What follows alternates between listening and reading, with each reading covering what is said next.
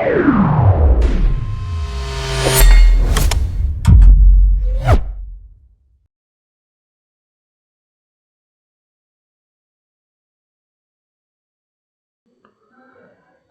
കൂട്ടുകാരെ, 2ാം ക്ലാസ്സിലെ പഠന മികവ് പ്രവർത്തനങ്ങളിലേക്ക് സ്വാഗതം.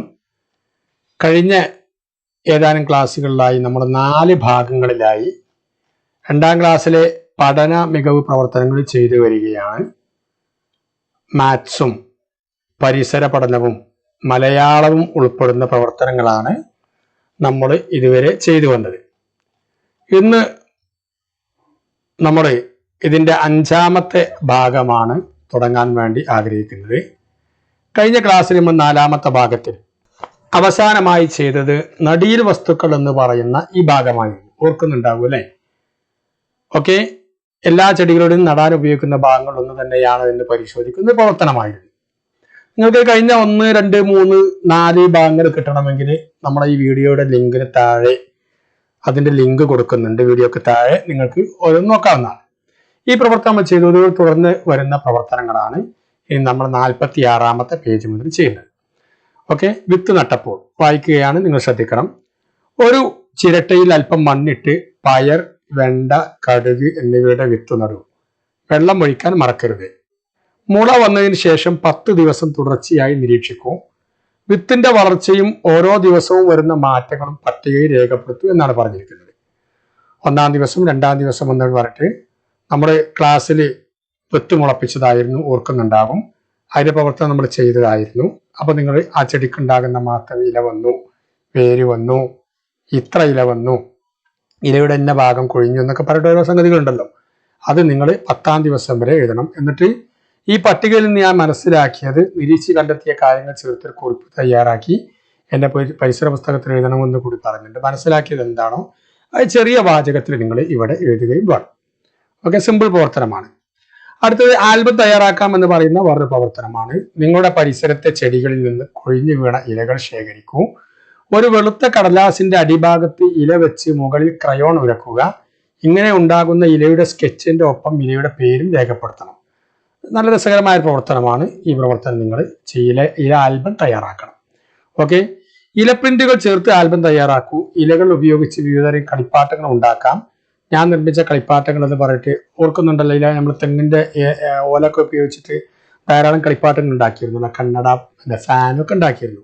ഇതുപോലെ തന്നെ നിങ്ങൾ ഉണ്ടാക്കുന്നത് ഉപയോഗിച്ചിട്ട് അതിന്റെ പേരുകൾ നിങ്ങൾ ഇവിടെ എഴുതുകയും വേണം.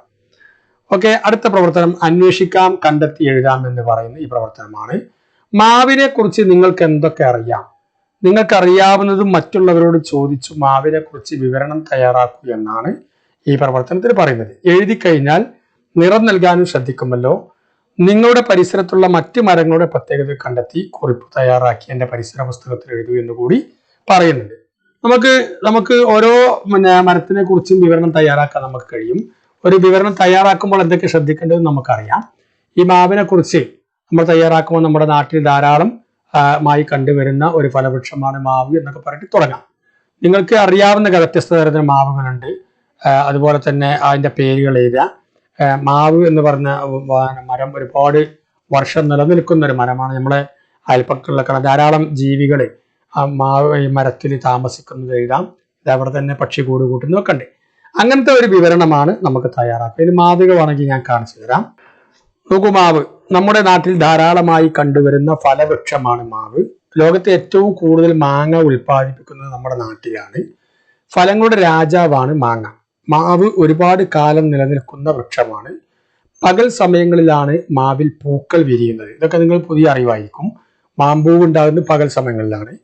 പല പേരുകളിൽ അറിയപ്പെടുന്ന മാവുകളുണ്ട്. നാടൻ മാവ്, മൂവാണ്ടൻ മാവ്, കിളിച്ചുണ്ടൻ മാവ്, മാൽഗോവ മാവ്, നീലം മാവ്, ഒളർ മാവ് എന്നിങ്ങനെ പല പേരുകൾ അറിയപ്പെടുന്നു. അപ്പോൾ ഇതൊക്കെ വെച്ചിട്ടാണ് നമ്മളൊരു ചെറിയ കുറിപ്പ് തയ്യാറാക്കിയാൽ മതി.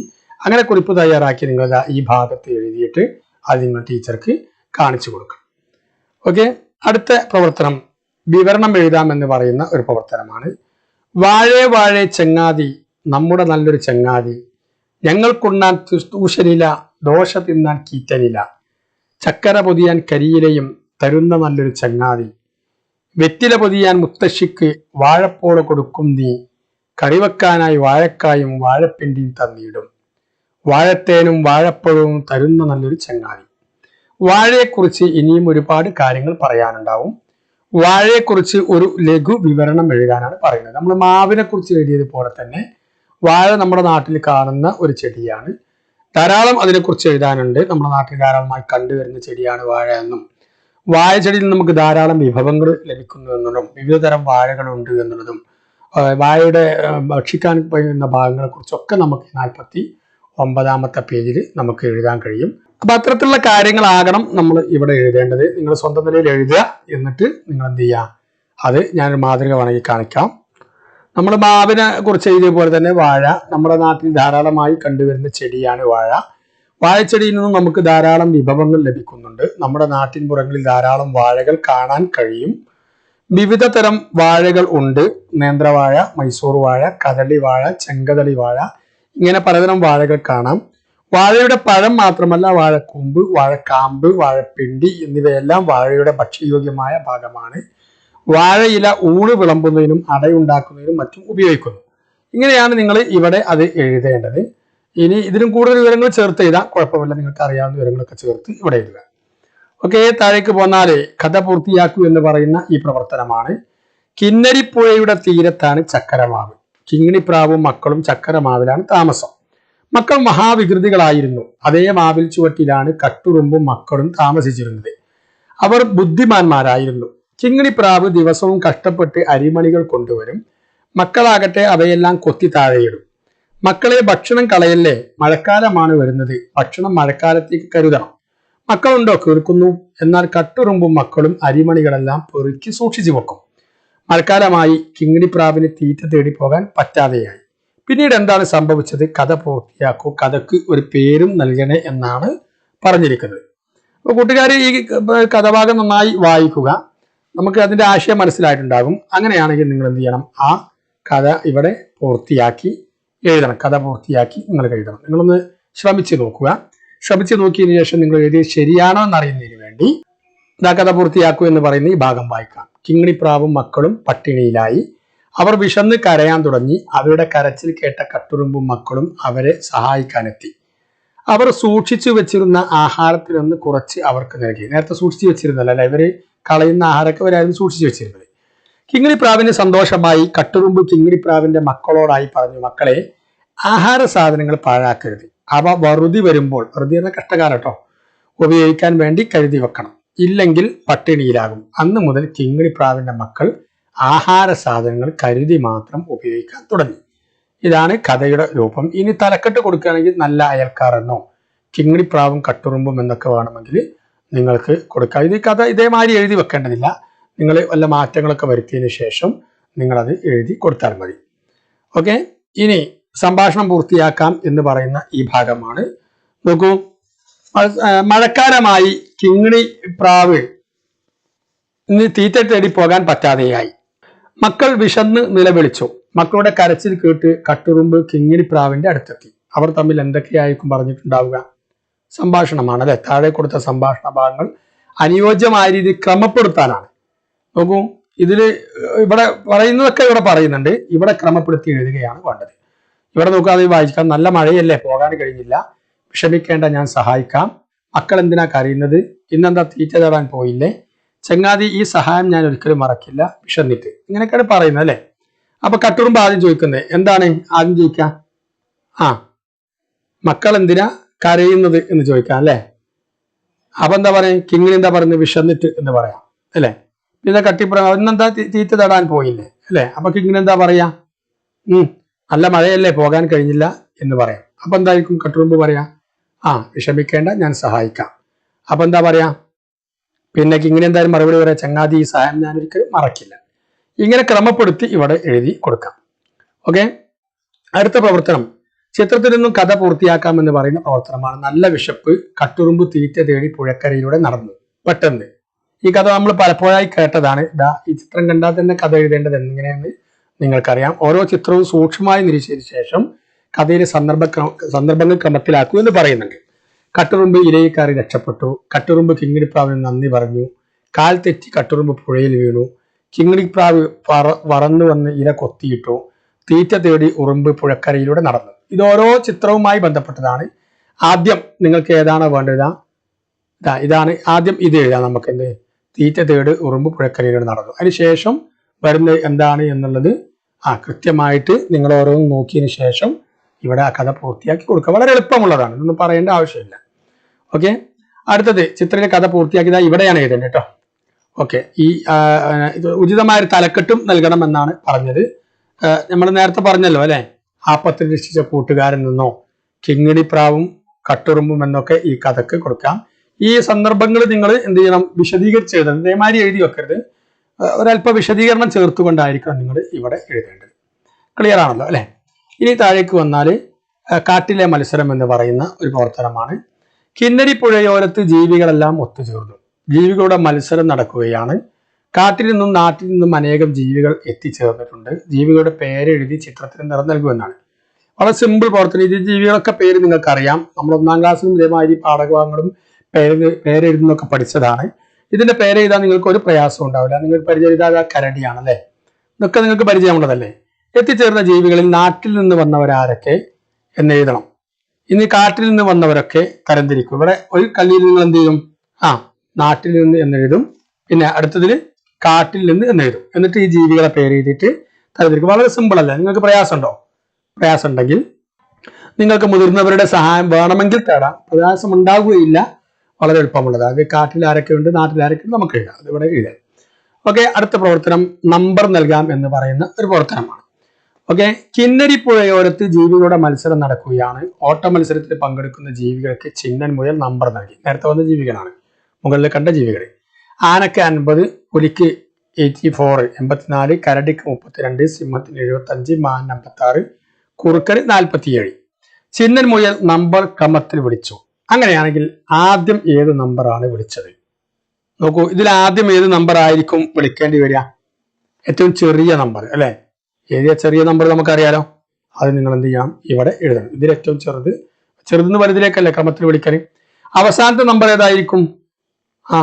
നിങ്ങൾക്കറിയാം അല്ലെ. അവസാനത്തെ നമ്പർ അത് ഇവിടെ എഴുതി. ഏറ്റവും വലിയ നമ്പർ ആയിരിക്കും ഈ കൂട്ടത്തിൽ, ഏറ്റവും വലിയ നമ്പർ ആയിരിക്കും അവസാനത്തെ നമ്പർ, അത് ഇവിടെ എഴുതി. ജീവികളെ ക്രമത്തിൽ നിർത്താൻ ചിഹ്നൻ മുയലിനെ സഹായിക്കാമോ? ജീവികളുടെ പേരും നമ്പറും എഴുതണം. ഇതാ ഇവിടെയാണ്. അപ്പം ആദ്യം ചെറിയ ജീവി ആരാ? ചെറിയ ജീവി കരടി 32 ആണ് അല്ലെ. അപ്പൊ കരടി 32 എഴുതുക. പിന്നെ അതിന്റെ വലുത്, പിന്നെ അതിന്റെ വലുത്, പിന്നെ അതിന്റെ വലുത്, പിന്നെ അതിന്റെ വലുത്, ഏറ്റവും വലുത് അവസാനം ആരാണ്? ഇതിൽ ഏറ്റവും വലുത് 86 അല്ല, മാൻ ആയിരിക്കും അല്ലെ. 86 മാൻ എന്ന് എഴുതുക. ഇനി ഏതൊക്കെ ജീവികളുടെ ഇടയിലാണ് ആന നിൽക്കുന്നത്? അങ്ങനെയാണെങ്കിൽ ഇവിടെ എഴുതി കഴിഞ്ഞാൽ ഈ ആന ഏതൊക്കെ ജീവികളുടെ ഇടയിലാണ് എന്ന് വരും. അപ്പം നിങ്ങൾക്ക് ആ ജീവിയുടെ പേര് ഇവിടെ നിന്ന് എടുത്തിട്ട് ഇവിടെ എഴുതാം. ആദ്യം നിങ്ങൾ എഴുതണം. ഞാൻ ആദ്യത്തേത് അവസാനത്തേത് പറഞ്ഞു തന്നു. അതിനിടയിലുള്ളത് നിങ്ങൾക്ക് എഴുതാൻ എളുപ്പമായിരിക്കും. അങ്ങനെ നിങ്ങൾ എഴുതി അത് വെക്കുക. ഓക്കെ, അടുത്ത പ്രവർത്തനം എത്തിച്ചേർന്നത് എങ്ങനെ എന്നാണ്. മത്സരത്തിന് എത്തിച്ചേർന്നവർ ഇവരിൽ ചില ജീവികൾ കൃത്യസമയത്ത് തന്നെ എത്തിച്ചേർന്നു. ചിലരാകട്ടെ മത്സരം ആരംഭിച്ചതിന് ശേഷമാണ് എത്തിയത്. ഏതാനും പേർ നേരത്തെ തന്നെ എത്തിയിട്ടുണ്ട്. വന്നവര് ഇതാണ്. നോക്കൂ, ജീവികളൊക്കെയാണ്. സഞ്ചാര രീതിക്കനുസരിച്ച് ജീവികളെ തരംതിരിച്ചെഴുതൂ എന്നാണ് പറഞ്ഞിരിക്കുന്നത്. നോക്കൂ, ഇവിടെ ഉദാഹരണം കൊടുത്തിട്ടുണ്ട്. തവള ചാടി വന്നതിനാൽ ഞാൻ കൃത്യസമയത്തെത്തി. നേരത്തെ വന്ന ജീവികളാണ്. ഞാൻ നടന്നു വന്നതിനാൽ സമയത്ത് തന്നെ എത്തി. പാമ്പ് എങ്ങനെയായിരിക്കും വന്നിട്ടുണ്ടാകുക നിങ്ങൾക്ക് അറിയാലോ. ഞാൻ എഴിഞ്ഞു വന്നതിനാൽ നേരത്തെ എത്തി. ഞാൻ പറന്നു വന്നതിനാൽ നേരത്തെ എത്തി. അത് പൂർത്തിയാക്കിയതിനു ശേഷം ഇനി ഇവിടെ സഞ്ചാര രീതിക്കനുസരിച്ച് മുകളിൽ കണ്ട ജീവികളെ നമുക്ക് തരംതിരിക്കണം. എളുപ്പമല്ലേ? ഈ ജീവികളെ നോക്കൂ. മുകളിൽ കണ്ട ജീവികളല്ല, ഈ താഴെ കാണുന്ന ജീവികളെ. ഈ ജീവികൾ എങ്ങനെയൊക്കെയാണ് സഞ്ചരിക്കാൻ നമുക്കറിയാം. ആദ്യം ഈ സഞ്ചാര രീതി ഇവിടെ എഴുതണം. എങ്ങനെ എഴുതാം നിങ്ങൾ? ഒന്ന് പറഞ്ഞു നോക്കി. എങ്ങനെ എഴുതും? പറന്ന് ചാടി ഇഴഞ്ഞിഴഞ്ഞ് നടന്ന് എന്നൊക്കെ വരാം അല്ലെ. നടന്നു എന്ന് എഴുതും. ഓരോ ജീവികളും എങ്ങനെയാണ് വന്നത് എന്ന് ഇവിടെ നിങ്ങൾ എഴുതണം. എളുപ്പമുള്ള പ്രവർത്തനമാണ്, അങ്ങനെ എഴുതുക. ഓക്കെ, അടുത്ത പ്രവർത്തനം കഴിച്ചതെന്ത് എന്നാണ്. മത്സരത്തിലെത്തിയ ജീവികൾ കഴിച്ചത് എന്തെല്ലാമായിരിക്കും? വരച്ച് യോജിപ്പിക്കുന്ന പ്രവർത്തനമാണ്. ഇതും എളുപ്പം തന്നെയാണ്. ജീവികൾ ഈ ഇടതു ഭാഗത്തുണ്ട്. തത്ത, പൂമ്പാറ്റ, പശു, കുറുക്കൻ, സിംഹം അല്ലെ. ഇവരെ നോക്കൂ, ഇവരെ ഭക്ഷണ സാധനങ്ങളാണ് ഈ കാണുന്നത്. എല്ലാവർക്കും അറിയാം ആരൊക്കെ ഏതൊക്കെയാണ് കഴിക്കുക എന്നുള്ളത്. അങ്ങനെയാണെങ്കിൽ അത് എഴുതി കഴിഞ്ഞാൽ ഞാൻ ഉദാഹരണം പറയാം. തത്ത എന്താ അവിടെ കഴിക്കുക? തത്ത ആ പഴം തിന്നു. അപ്പൊ കണ്ടേ പൂമ്പാറ്റ എന്തായിരിക്കും? പൂവിൽ ആയിരിക്കും, തേനായിരിക്കും. പശു പുല്ലായിരിക്കും അല്ലെ. കുറുക്കന് കോഴിയായിരിക്കും. സിംഹം മാനയായിരിക്കും. എളുപ്പമാണല്ലോ, വരച്ച് ചേർക്കുക. എന്നിട്ട് ശേഷം ഇവിടെ എഴുതണം തത്ത പഴം തിന്നു അല്ലെ. ഇവിടെ ആരാ തേൻ കുടിച്ചത്? അറിയാലോ, ഇവിടുത്തെ ജീവിന്റെ പേര് എഴുതുക. ഇങ്ങനെ ഓരോ ജീവികളും നിങ്ങൾ വരച്ച് ചേർത്തതുമായി ബന്ധപ്പെട്ട് താഴെയിൽ കൃത്യമായിട്ട് ഇവിടെ എഴുതുകയും വേണം. ഓക്കെ, അടുത്ത പ്രവർത്തനം വരികൾ ചേർക്കാം എന്ന് പറയുന്ന ഈ പ്രവർത്തനമാണ്. വരികൾ ചേർക്കാം. തത്തേ തത്തേ വന്നാട്ടെ എന്നോടൊത്തു കളിച്ചാട്ടെ എന്നോടൊത്തു കളിച്ചാലേ പാലും പഴവും തന്നിടാം. ക്ലിയർ അല്ലേ? തത്തേ തത്തേ വന്നാട്ടെ എന്നോടൊത്തു കളിച്ചാട്ടെ എന്നോടൊത്തു കളിച്ചാലേ പാലും പഴവും തന്നിടാം. അങ്ങനെയാണെങ്കിൽ ഇതാരാ? പൂച്ച. പൂച്ചന്റെ ഭക്ഷണം എന്തൊക്കെ? പാലും മീനുമാണ് അല്ലെ. അപ്പൊ എന്താ നമ്മൾ ഇത്? പൂച്ചേ പൂച്ചേ വന്നാട്ടെ. ഈ വരികളൊക്കെ ചേർക്കാം അല്ലെ. ഒന്ന് പാടി നോക്കൂ, നിങ്ങൾ സ്വന്തം രീതിയിൽ ഒന്ന് പാടി നോക്കി. ആകെ 3 വരികൾ ഉണ്ടാക്കേണ്ട ആവശ്യമുള്ളൂ. പൂച്ചേ പൂച്ചേ വന്നാട്ടെ എന്നോടൊത്തു കളിച്ചാട്ടെ എന്നോടൊത്തു കളിച്ചാല് പാലും മീനും തന്നിടാം. ഇനി ആരാ? പ്രാവാണല്ലേ. പ്രാവിനെന്തായാലും ചോറും കറിയാണ് കേട്ടോ. അപ്പൊ എന്താ പറയാ? പ്രാവേ പ്രാവേ വന്നാട്ടെ നേരത്തെ മുകളിൽ എഴുതി അതേ രീതിയിൽ. ഇനി ഇഷ്ടമുള്ളൊരു ജീവിയുടെ ചിത്രം വരച്ച് വരികൾ ഇവിടെ എഴുതണം. നിങ്ങൾക്ക് ഇഷ്ടമുള്ളൊരു ജീവിയുടെ ചിത്രം ഇവിടെ വരയ്ക്കുക. എന്നിട്ട് എന്ത് ചെയ്യുക? ആ വരികൾ നിങ്ങൾ ഇവിടെ കൂട്ടിച്ചേർക്കുകയും ചെയ്യുക. എളുപ്പമുള്ള ഒരു പ്രവർത്തനം തന്നെയാണിത്. ഒന്ന് ആലോചിച്ചാൽ ഈ വരികളൊക്കെ ഇവിടെയുണ്ട്. നിങ്ങൾക്ക് പ്രയാസം തോന്നുന്നുണ്ടെങ്കിൽ മാത്രം ഈ വരികൾ എഴുതാം. പൂച്ചേ പൂച്ചേ വന്നാട്ടെ എന്നോടൊത്ത് കളിച്ചാട്ടെ എന്നോടൊത്ത് കളിച്ചാലേ പാലും മീനും തന്നിടാം. പ്രാവേ പ്രാവേ വന്നാട്ടെ എന്നോടൊത്ത് കളിച്ചാട്ടെ എന്നോടൊത്ത് കളിച്ചാലേ ചോറും കറിയും നൽകിയിടാം. ഇനി കോഴിയാണ് ഞാൻ വരക്കാൻ ഉദ്ദേശിച്ചത്. കോഴി കോഴി വന്നാട്ടെ എന്നോടൊത്ത് കളിച്ചാട്ടെ എന്നോടൊത്ത് കളിച്ചാലേ അരിയും വിത്തും നൽകിയിടാം. അരിയും വിത്താണ് കോഴിന്റെ ഭക്ഷണം. ഇങ്ങനെയാണ് നമുക്ക് എന്ത് ചെയ്യേണ്ടത്? നിങ്ങൾ ഇവിടെ വരികൾ പൂർത്തിയാക്കേണ്ടത്. അതല്ല വേറെ ജീവി വരയ്ക്കുകയാണെങ്കിൽ അങ്ങനെ എഴുതാം. ഓക്കെ, ശരി. അടുത്തത് ഓരോ ജീവിയും പറഞ്ഞത്. ഞാൻ കുറ്റിക്കാട്ടിലും മാളത്തിലുമാണ് താമസിക്കുന്നത്. കാരറ്റും ഇളം പുല്ലുമാണ് ഇഷ്ടഭക്ഷണം. ചാടിച്ചാടി നടക്കും കുഞ്ഞുങ്ങളെ പ്രസവിക്കും. ആരാത് പറഞ്ഞത്? ചിന്നൻ മുയലാ പറഞ്ഞല്ലേ. മുയല് കാടിലാണ് കുറ്റിക്കാടിലാണ് താമസിക്കുന്നത്. അതിന്റെ മാളത്തിലാണ് താമസിക്കുന്നത്. കാരറ്റും ഇളമ്പുല്ലുമാണ് ഭക്ഷണം. എൻ്റെ സഞ്ചാര രീതി ചാടിച്ചാടിക്കൊണ്ടാണ്. നേരെ തവള നമ്മൾ ചാടിച്ചാടി പോകുന്നവരല്ലേ. ഇതേമാതിരി കുഞ്ഞുങ്ങളെ പ്രസവിക്കും. നോക്കൂ, ഇങ്ങനെ ഓരോ ജീവികളും പറഞ്ഞത് നമുക്ക് എഴുതാം. അവസാനം ഇഷ്ടപ്പെട്ട ഒരു ജീവിയുടെ ചിത്രം വരച്ച് അതും എങ്ങനെയാണ് നടക്കുക എന്ന് എഴുതണം. നോക്കൂ, കാക്ക എങ്ങനെയാണ്? ഞാൻ മരച്ചില്ലയിലാണ് താമസം. ഞാൻ എല്ലാ ഭക്ഷണവും കഴിക്കും. എന്റെ ഭക്ഷണം കണക്കൊന്നുമില്ല അല്ലേ. പരിസരം വൃത്തിയാക്കലാണ് എന്റെ ജോലി. ഞാൻ മുട്ടയിടും. കാക്ക മുട്ടയിടും. ആനയുടെ താമസം കാട്ടിലാണ് താമസം. ഞാൻ പനയോലയും പുല്ലും കഴിക്കും. ഞാൻ നാട്ടിലെ ഏറ്റവും വലിയ ജീവിയാണ്. ഞാൻ കുഞ്ഞുങ്ങൾ എന്ത് ചെയ്യാൻ? പ്രസവിക്കലാണ് അല്ലേ. ഇനി കുറുക്കൻ ഇവിടെ താമസം എല്ലാവർക്കും അറിയാം അല്ലെ. കാട്ടിലാണ് താമസം. കാട്ടിന്റെ മാളത്തിലാണ് താമസം. എനിക്ക് ഇഷ്ടഭക്ഷണം എന്താണ്? കോഴിയാണ് ഇഷ്ടഭക്ഷണം എന്ന് എഴുതാം. കോഴിയാണ് ഏറ്റവും ഇഷ്ടപ്പെട്ട ഭക്ഷണം അല്ലെ. ഞാൻ കുഞ്ഞുങ്ങളെ പ്രസവിക്കാറാണ്. ഇനി ഒരു ജീവിയുടെ ചിത്രം വരച്ചു നോക്കൂ. നിങ്ങൾക്ക് വേണമെങ്കിൽ ഒരു ജീവി ഇവിടെ വരയ്ക്കുക. ഒരു പശുവിന്റെ ചിത്രം. അപ്പൊ എന്താ പറയാ? ഞാൻ നാട്ടിലാണ് താമസം. എനിക്ക് ഏറ്റവും ഇഷ്ടപ്പെട്ട ഭക്ഷണം എന്താണ്? പുല്ലാണ്. പിന്നെ എൻ്റെ പാൽ എല്ലാവർക്കും വലിയ ഇഷ്ടമാണ്. ഞാൻ കുഞ്ഞുങ്ങളെ പ്രസവിക്കുമെന്ന് എഴുതാം. ഇനി പശു അല്ല വേറെ ഏതെങ്കിലും ജീവികളാണ് നിങ്ങൾ വരക്കുന്നത് വെച്ചാൽ നിങ്ങൾക്ക് അങ്ങനെയും ചെയ്യാം. കോഴിനെ വരക്കാം, ഏത് ജീവിയും വരക്കാം, ഒരു കുഴപ്പമില്ല കേട്ടോ. അങ്ങനെ നിങ്ങൾ ഈ വർക്ക് പൂർത്തിയാക്കാം. ഇനി അടുത്ത പ്രവർത്തനം ഏതെല്ലാം പഴങ്ങൾ എന്ന് പറയുന്ന പ്രവർത്തനമാണ്. അണ്ണാൻ കുഞ്ഞ് പഴങ്ങൾ വാങ്ങാൻ പഴക്കടയിലെത്തി. അവന്റെ കയ്യിൽ 90 രൂപയുണ്ട്. ഏതൊക്കെ പഴങ്ങളാണ് വാങ്ങിയിട്ടുണ്ടാവുക എന്നാണ് ചോദിച്ചിട്ടുള്ളത്. നോക്കൂ, ആദ്യം ഓരോ പഴത്തിന്റെയും വിവര പട്ടിക കൃത്യമായിട്ട് കൊടുത്തിട്ടുണ്ട്. 90 രൂപക്ക് വാങ്ങാൻ കിട്ടുന്ന 90 കൃത്യമായിട്ട് വരുന്ന വിലകൾ ആദ്യം നിങ്ങൾ റഫ് പേപ്പറിൽ എഴുതണം. ഇതിന് ശേഷം നിങ്ങൾ ഇതിൽ എഴുതിയാൽ മതിയാകും. അതായിരിക്കും എളുപ്പം. ഒരു ഉദാഹരണം ഞാൻ പറയാം. ആപ്പിള് എത്രയാണ്? 60 രൂപ. ഞാൻ ആപ്പിൾ ഇവിടെ എത്തി 60 എന്ന് എഴുതി. പിന്നെ അതിലേക്ക് എത്ര 90 ആകാൻ എത്ര വേണം? 90ൽ 60 കഴിച്ചാൽ ബാക്കി 30 രൂപ വേണം അല്ലെ. 30 രൂപക്ക് എന്താ വില? പപ്പായ കിട്ടും. അപ്പൊ ഇവിടെ പപ്പായ എന്ന് എഴുതി. അങ്ങനെ 30. അപ്പം 60ഉം 90ഉം കൂട്ടിയാൽ എത്ര? 30. അല്ല, 60ഉം 30ഉം കൂട്ടിയാൽ 90 കിട്ടും. അപ്പൊ 90 രൂപയുടെ സാധനമായി. ഇങ്ങനെ ഓരോന്നും നിങ്ങൾ റഫ് പേപ്പറിൽ എഴുതി ആദ്യം 90ൽ നിന്ന് നിങ്ങൾ വാങ്ങുന്ന ഒരു സാധനത്തിന്റെ വില കിഴിക്കുക. എന്നിട്ട് ആ സാധനത്തിന്റെ വില പറയുക. അങ്ങനെ എഴുതി നിങ്ങൾക്ക് പൂർത്തിയാക്കാം. മുന്തിരി രണ്ടാമത്തെ ഉദാഹരണം. മുന്തിരി 55 രൂപയാണ്. പിന്നെ 90 ആകാൻ 90ൽ നിന്ന് 55 കുറച്ചാൽ 35 ഉണ്ടാവും. 35ന്റെ സാധനം എന്താണ്? കൈതച്ചക്ക. അപ്പം ഇത് രണ്ടാമത് കൈതച്ചക്ക ഞാൻ വാങ്ങി. 55 മുന്തിരിയും കൈതച്ചക്ക 35. ആകെ വില 90. ഇങ്ങനെ ബാക്കി 2 സാധനത്തിന്റെ വില നിങ്ങൾ ഇവിടെ കണ്ടെത്തി എഴുതണം. എന്നിട്ട് ഏതൊക്കെ 3 പഴങ്ങളുടെ വിലകൾ ചേർന്നാൽ 90 രൂപയാകും. ഇവിടെ 2 പഴങ്ങളുടെ വിലയാണ് ഇപ്പൊ നമ്മൾ 90 കണ്ടത്. പക്ഷെ ഇതിൽ ഏതോ 3 പഴങ്ങൾ ചേർന്നാൽ 90 രൂപയേ ആവുകയുള്ളൂ. അത് ഏതൊക്കെയാണ് നിങ്ങൾ കണ്ടെത്തും. നിങ്ങൾ നോക്കൂ, 2 പേര് ഞാൻ പറയാം, എന്നാ ബാക്കി നിങ്ങൾ കണ്ടെത്തണം. ഒന്ന് പപ്പായയാണ്, 30 രൂപയാണ്. ഒന്ന് പേരക്കയാണ്, പേരക്ക എത്രയാ വരാ? 25 അല്ലെ. അപ്പം എത്രയായി? 55 ബാക്കി 90ലേക്ക് എത്ര വേണം നിങ്ങൾ നോക്കൂ, അത് കണ്ടെത്തി എഴുതിയാൽ മതി കേട്ടോ. അങ്ങനെ ഇവിടെ നിങ്ങൾ അതും പൂർത്തിയാക്കി എഴുതണം. ഓക്കെ. ഇനി ഭക്ഷണശാലയിലേക്ക് എന്ന് പറയുന്ന ഈ പ്രവർത്തനമാണ്.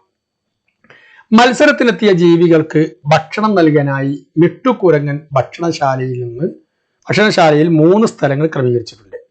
ഓരോ ജീവിക്കും അവരുടെ ഇഷ്ട ഭക്ഷണം ലഭിക്കുന്ന രീതിയിലാണ് ക്രമീകരിച്ചത്. ഓരോ സ്ഥലത്തും എത്തിച്ചേർന്ന ജീവികൾ ഏതൊക്കെയായിരിക്കും എന്നാണ്. ബൊഫേ സിസ്റ്റം ആണ്. ഒന്ന് സസ്യാഹാരം, പിന്നെ എന്തായിരിക്കും അടുത്തത്? സസ്യാഹാരം മാംസാഹാരം ഇവിടെ പറയുന്നത്. അപ്പൊ എന്തായിരിക്കും? മാംസാഹാരമായിരിക്കും അല്ലെ. അപ്പൊ സസ്യാഹാരം മാംസാഹാരം എന്ന് ഇവിടെ ഇതാ, സസ്യാഹാരം മാംസാഹാരം കഴിക്കുന്നത്. സസ്യാഹാരം മാത്രം കഴിക്കുന്ന ജീവികളെ ഈ ജീവികളിൽ എടുത്തതാ ഇവിടെ എഴുതണം. മാംസാഹാരം മാത്രം കഴിക്കുന്ന ജീവികൾ, ഇതിൽ അറിയാലോ ആരാണ് മാംസം കഴിക്കുക എന്നുള്ളത്. അവരെ പേരെടുത്തിട്ട് ഇവിടെ എഴുതണം. രണ്ടും കഴിക്കുന്നവർ, നേരത്തെ നമ്മൾ കാക്കന്റെ ഉദാഹരണം പറഞ്ഞില്ലേ, 2 ഭക്ഷണം കഴിക്കും അല്ലെ, എല്ലാ ഭക്ഷണം എനിക്ക് ഇഷ്ടമാണെന്ന് പറഞ്ഞില്ലേ. അപ്പം അങ്ങനെ കഴിക്കുന്ന ജീവികളുടെ പേര് ഇവിടെ നിങ്ങൾ എഴുതണം. ഇത് ഈ ജീവികളുടെ പേര് ഇവിടുന്ന് എടുത്ത് എഴുതിയാൽ മതി. അത് എഴുതി കഴിഞ്ഞാൽ സ്ഥലമുണ്ടെങ്കിൽ വേണമെങ്കിൽ നിങ്ങൾക്ക് മറ്റു ജീവികളുടെ പേരും വേണമെങ്കിൽ എഴുതാൻ നിർബന്ധമില്ല. അപ്പൊ നിങ്ങൾ ഈ ആഹാരത്തിന്റെ രീതിക്കനുസരിച്ച് നിങ്ങൾ ഓരോരുത്തരെ ഇവിടെ തരംതിരിക്കണം. ഓക്കെ. എന്നിട്ട് ഞാൻ എത്തിച്ചേർന്ന നിഗമനം എന്തായിരിക്കും? ആ നിഗമനം നിങ്ങൾക്ക് അറിയാലോ അല്ലെ. എല്ലാ ജീവികളും ഒരേ തരത്തിലുള്ള ആഹാരമല്ല കഴിക്കുന്നത്, ജീവികൾ വ്യത്യസ്ത തരത്തിലുള്ള ആഹാരമാണ് കഴിക്കുന്നത്. നമുക്കിത് മനസ്സിലാവും, ജീവികളെ കണ്ടാൽ തന്നെ മനസ്സിലാവും. ഓക്കെ. നെക്സ്റ്റ് പ്രവർത്തനം കടങ്കഥകളാണ്. മൃഗങ്ങളുടെ മത്സരം കഴിഞ്ഞു. ഇനി നമുക്കൊരു കടങ്കഥാ മത്സരമായാലോ? കടങ്കഥകളുടെ ഉത്തരം കണ്ടെത്താനാണ് പറഞ്ഞിരിക്കുന്നത്. അമ്മ ചാടി മക്കൾ നീന്തി എല്ലാവർക്കും അറിയാം. ആരാണത്? തവള അല്ലെ. ചില്ലിക്കൊമ്പിൽ ഗരുഡൻ തൂക്കം ആരായിരിക്കും? ഞാൻ പറയില്ല, നിങ്ങൾ സ്വന്തം കണ്ടെത്തട്ടോ. പുള്ളിയുടുപ്പിട്ട് തുള്ളിക്കളിക്കും പൂക്കൾ എന്നിവിടെ ചങ്ങാതി, വളരെ എളുപ്പമാണ് അല്ലെ. വല വീശും ഞാൻ മുക്കുവനല്ല, നൂൽ നൂൽക്കും ഞാൻ വിൽക്കാറില്ല. ആരാണ് വല നെയ്യുന്ന നൂല് നിൽക്കുന്ന ആള്? ചിലന്തി അല്ലെ. ഓക്കെ, നിങ്ങളോട് എഴുതിയാൽ മതി കേട്ടോ. ഇനി ഉത്തരത്തിന് യോജിക്കുന്ന ഒരു കടങ്കഥ നിങ്ങൾ സ്വന്തം ഉണ്ടാക്കണം. ആമയാണ് ഉത്തരമായിട്ട് വരുന്നത്. ആമയെ കുറിച്ച് നമ്മൾ 1ാം ക്ലാസ്സിലൊക്കെ കേട്ടതാണ്, 2ാം ക്ലാസ്സിലും നമ്മൾ കേട്ടിട്ടുണ്ട് ജീവികളുടെ ഭാഗങ്ങള്. അപ്പൊ നിങ്ങൾ കടങ്കഥ ഓർമ്മയിൽ നിന്ന് എടുത്ത് എഴുതുക, അല്ലെങ്കിൽ കണ്ടെത്തി നിങ്ങൾ എഴുതുക. അടുത്തത് ആനയാണ്. ആനക്ക് ഉത്തരം വരുന്ന ഒരു കടങ്കഥ നിങ്ങൾക്ക് എഴുതാൻ കഴിയും, എളുപ്പമാണ്. ഒരുപാട് കടങ്കഥകളുണ്ട്. നിങ്ങളെ മുതിർന്നവരോട് ചോദിച്ചാൽ നിങ്ങൾക്ക് അവർ പറഞ്ഞു തരും ആനയെക്കുറിച്ചുള്ള കടങ്കഥ. ഇനി ജീവി ഉത്തരമായി വരുന്ന ഒരു കടങ്കഥ സ്വന്തമായി നിർമ്മിക്കണം. ഇവിടെ ഇപ്പൊ 2 തന്നു കടങ്കഥ ഉണ്ടാക്കാൻ. ഇത് നിങ്ങൾക്ക് ഇഷ്ടമുള്ള ഒരു ജീവി ഉത്തരമായി വരുന്ന ഏതെങ്കിലും ഒരു കടങ്കഥ, തേരട്ട ഉത്തരമായി വരുന്ന എഴുതാം, പാമ്പ് ഉത്തരമായി വരുന്നത്, അണ്ണാൻ ഉത്തരമായി വരുന്നത് എഴുതാം. ഏതെങ്കിലും ഒരു കടങ്കഥ കണ്ടെത്തി നിങ്ങൾ അത് എഴുതണം. നിങ്ങൾക്ക് അറിയുന്നില്ലെങ്കിൽ നിങ്ങൾ നിങ്ങളുടെ താത്തയോടോ നിങ്ങളുടെ കാക്കയോടോ നിങ്ങളുടെ അച്ഛനോടോ അമ്മയോടോ ഒക്കെ ചോദിച്ച്, ആരോട് ചോദിച്ച് നിങ്ങൾക്ക് എഴുതാം. അത് കണ്ടെത്തി എഴുതുക. ഇനി ഒരു പ്രവർത്തനം പറയുന്നുണ്ട്, ജീവികളുമായി ബന്ധപ്പെട്ട് കൂടുതൽ കടങ്കഥകൾ ശേഖരിക്കാനും എഴുതാനും പറയുന്നുണ്ട്. അത് നിങ്ങൾ നോട്ട് പുസ്തകത്തിൽ അന്ന് കുറെ എഴുതിയിട്ടുണ്ടാകും, അതിൽ നിന്ന് എടുത്തെഴുതിയാലും മതി ഈ പ്രവർത്തനം. ഓക്കെ. ഇനി നോക്കൂ, ജീവികളെത്ര കാലുകളെത്ര, മാത്സുമായി ഗണിതവുമായി ബന്ധപ്പെട്ട ഒരു പ്രവർത്തനമാണ്. കോഴി 3 എണ്ണം, എത്ര കാലുകളുണ്ട്? 6 കാലുകൾ. നമുക്കറിയാം കോഴിക്ക് 2 കാലാണ്. 3 പ്രാവശ്യം 2 കൂട്ടുമ്പോൾ എത്ര കിട്ടും? 2 കൂട്ടണം 2 കൂട്ടണം 2 3 എണ്ണായില്ലേ, അപ്പൊ 6 എണ്ണം. പശുവിന് എത്ര കാലാണ്? 4 കാലാണല്ലേ. അപ്പൊ ഒരു പശുവിന് എത്ര കാലം? 4 കാലുണ്ടാവും. പശു ഒന്നല്ലല്ലോ. അപ്പൊ 3 കോഴിക്ക് 6 കാല്, ഒരു പശുവിന് 4 കാല്. 6ഉം 4ഉം ചേരുമ്പോ എത്രയാണ്? 10. ഇനി അങ്ങനെ നിങ്ങൾ എന്ത് ചെയ്യണം? നിങ്ങൾക്ക് ഇഷ്ടമുള്ള ജീവികളുടെ പേരുകൾ ഇവിടെ എഴുതുക. എന്നിട്ട് കാലിന്റെ എണ്ണം, ജീവികളുടെ എണ്ണം എഴുതുക. അവർക്ക് എത്ര കാലം? ഉദാഹരണം പറയാം കേട്ടോ, മനസ്സിലാവും. ആന 2 എണ്ണം, അവർക്ക് എത്ര കാലുണ്ടാവും? 2 ആനക്കും കൂടി. ഒരാനക്ക് എത്ര കാലാ? അപ്പൊ 2 ആനക്ക് 8 കാലാവും അല്ലെ. അപ്പൊ ഇവിടെ എഴുതുക. ഈ 2ാമത് ജീവിയാണ് കോഴി. കോഴി എത്ര കാലാന്ന് അറിയാലോ. കോഴി 2 കോഴിയാണ്. 2 കോഴിക്ക് ആകെ എത്ര കാലുണ്ടാവും? പറയൂ. 4 കാലുണ്ടാവും അല്ലെ. ഒരു കോഴിക്ക് 2 കാല്, അപ്പൊ 2 കോഴിക്ക് 4 കാല്. അപ്പൊ 8ഉം 4ഉം എത്രയായിരിക്കും? 12 ആയിരിക്കും. അല്ല, ഇവിടെ 10 വരുന്നത്. അപ്പൊ അതിന് കണക്കാക്കാം. അപ്പൊ കോഴി 1 എഴുതാൻ പാടുള്ളൂ. ഇവിടെ ഉത്തരം ഇവിടെ കൊടുത്തിട്ടുണ്ട്. ഞാൻ ഉത്തരം ഇല്ല എന്ന് വിചാരിച്ചു. അപ്പൊ കോഴി 1, അപ്പൊ 2, 8ഉം 2ഉം എത്ര? 10. ഓക്കെ. ഇനി ഇവിടെ 10 വരുന്ന വേറെ ഏതെങ്കിലും, 10 ഇവിടെ എണ്ണമായിട്ട് വരുന്നത്, 10 വരുന്ന ഏതെങ്കിലും ജീവികളുടെ എണ്ണവും അതുപോലെ തന്നെ കാലിന്റെ എണ്ണവും നിങ്ങൾ കണ്ടെത്തിയതാണ്. 10 വരാവൂ എന്ന് നിങ്ങൾ പ്രത്യേകം ശ്രദ്ധിക്കണം കേട്ടോ. ഇനി ഇവിടെ 10 കഴിഞ്ഞ് 20 20 കാല് വരുന്ന എണ്ണമാണ് ഇവിടെ എഴുതേണ്ടത്. അപ്പൊ ഇവിടെ എണ്ണം കൂട്ടേണ്ടി വരും അല്ലെ. ഞാൻ ഒരു ഉദാഹരണം പറയാം അല്ലെ. പൂച്ചക്ക് എത്ര കാലുള്ളത്? 4 കാലുണ്ടാവും അല്ലെ. അപ്പം പൂച്ച ഞാൻ 4 എഴുതാം. 4 പൂച്ചക്ക് എത്ര കാലായി? 16 കാലാവും. 4 കൂട്ടണം 4 കൂട്ടണം 4 കൂട്ടണം 4, 16 കാല്. ഇനി 16ലേക്ക് ഒരു 4ഉം കൂടി അല്ലേ വേണ്ടത്. ഞാൻ നായ എഴുതാണ്. നായക്ക് എത്ര കാല? 4 കാല. അപ്പൊ ഒരു നായ 4 കാല. അപ്പൊ 16 4 എത്ര? 20. ഇനി ഇവിടെ നോക്കൂ, 20 വരുന്ന വേറെ ഏതെങ്കിലും ജീവികളുടെ പേര്, കാലിന്റെ എണ്ണവും നിങ്ങൾ എഴുതണം. ഞാൻ 1-2 ഉദാഹരണം പറഞ്ഞു, ബാക്കി നിങ്ങൾ സ്വയം കണ്ടെത്തി ഇവിടെ എഴുതണം. ഓക്കെ. അടുത്തത് ആശയം കണ്ടെത്താം എന്ന് പറയുന്ന ഒരു പ്രവർത്തനമാണ് അറിയിപ്പ്. പ്രിയമുള്ളവരെ, മണിമലക്കാട്ടിൽ ആന വേട്ടക്കാരും മരം വെട്ടുകാരും ഇറങ്ങിയ കാര്യം നിങ്ങൾ അറിഞ്ഞിരിക്കുമല്ലോ. ഇന്ന് 31/12/2020 വൈകുന്നേരം 3 മണിക്ക് മണിമലക്കാട്ടിലെ എല്ലാ ജീവികളും കിന്നരിപ്പുഴയുടെ തീരത്തുള്ള മൈതാനത്ത് എത്തിച്ചേരേണ്ടതാണ് എന്ന് ആനമൂപ്പൻ. ഇതെന്താണ്? അറിയിപ്പ്, നോട്ടീസാണ്. നമുക്കത് ഉണ്ടാക്കുന്നത് അറിയാലോ അല്ലെ. കത്തെഴുതുന്നതും നോട്ടീസ് എഴുതുന്നതൊക്കെ നമ്മൾ പലപ്പോഴായി പഠിച്ചതാണ്. ഇനി നമ്മൾ ചെയ്യേണ്ടത് ഈ നോട്ടീസ് 2-3 ആവർത്തി വായിക്കുക.